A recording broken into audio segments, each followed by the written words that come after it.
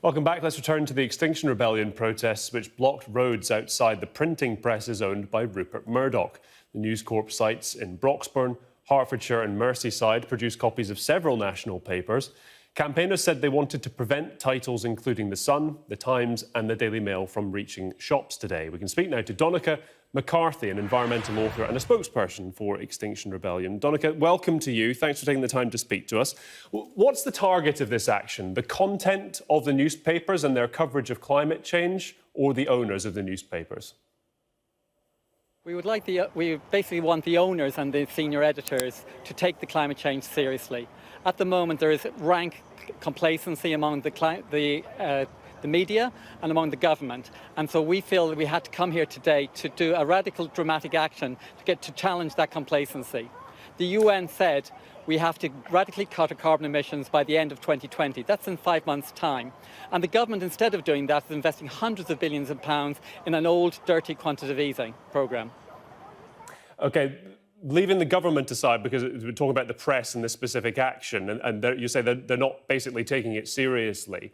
Just looking around today, I mean, you'll probably be aware by now that Sir David Attenborough had a big piece in The Sun saying that he believes the planet can be saved from global warming, and here is how to do so. Looking at the Times own pages, a full page of coverage on climate change, as well as historical articles. The Telegraph's own environmental reporter tweeting, "I have a big environment investigation I've been working very hard on in the paper, but it's now been held because Extinction Rebellion have become the story. Disappointed doesn't cover it." There are journalists trying to cover what you've now suppressed. Yeah, all of the major papers may have an environmental journalist, and so there may be the occasional article that David Attenborough. But if you look at the rest of the Sun, they run a campaign to promote fracking across Britain. They've staged false fracking protests. They have run a campaign to cut taxes on fossil fuels for 10 years. That has taken £110 billion out of the NHS and the government coffers that could have been invested in a Green New Deal. And so therefore the overwhelming coverage in the Murdoch's paper and the billionaire press is anti-climate action, anti-investment in a Green New Deal. Across the world, Murdoch is recognised as an impediment to climate action. His own son, James, has quit News Corp over the issue. And so what we are saying today is we want those 5 tax haven billionaires to ensure their corporations take this seriously and help protect Britain. Do you support, I mean, you clearly do support the method of doing so, but you seem to have managed to unite very different parts of the political spectrum against what you've done today. I mean, obviously the Home Secretary, Priti Patel, has criticised what you've done.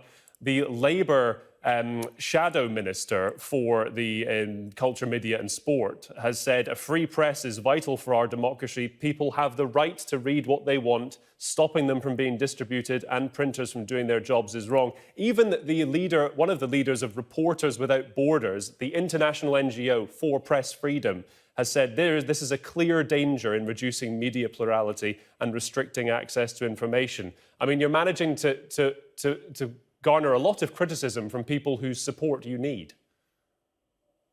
Well, the idea that Britain has a diverse press is a joke. Over 70 to 80% of our media is owned by 5 people. Who are they? They live offshore in tax havens. The idea that Britain has a diverse media is farcical.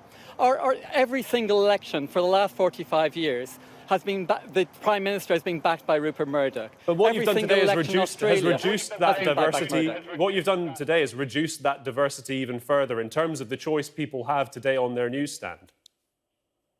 That's absolutely untrue. What we're actually saying, for the last 45 years, Murdoch and Rothermere and the Barclay brothers have been heard above everybody else in this country. It is time for just one day that those of us who passionately believe that Britain is under threat of extreme danger, according to the UN, should be heard. And that's why we've come today, because that complacency by those 5 men is a threat to Britain. However, they still print Extinction Rebellion's own views. Gail Bradbook, one of your co-founders, only 24 hours ago had a piece in the Evening Standard, one of the targets of your action. The idea that you have one article from Gail Bradbook, an interview, and then 20 pages on cruises, flights, meat eating, consumption, consumerism. Our entire press creates the permission for a high carbon lifestyle and doesn't move us towards where we need to be. What we are here today is saying is the media is acting as Chamberlain.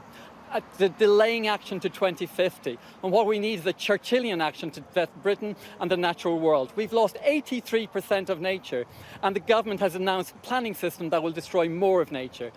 By the time I die, we may have lost all of nature that was on the planet when I was born. This is a crisis, and that's why we're here today. Donncha McCarthy, thank you very much indeed for your time. Appreciate it today. I'll speak to you again, I imagine, very soon, because there's 10 days of protests from Extinction Rebellion that are taking place at the moment that, as you will have seen coverage of on Sky News.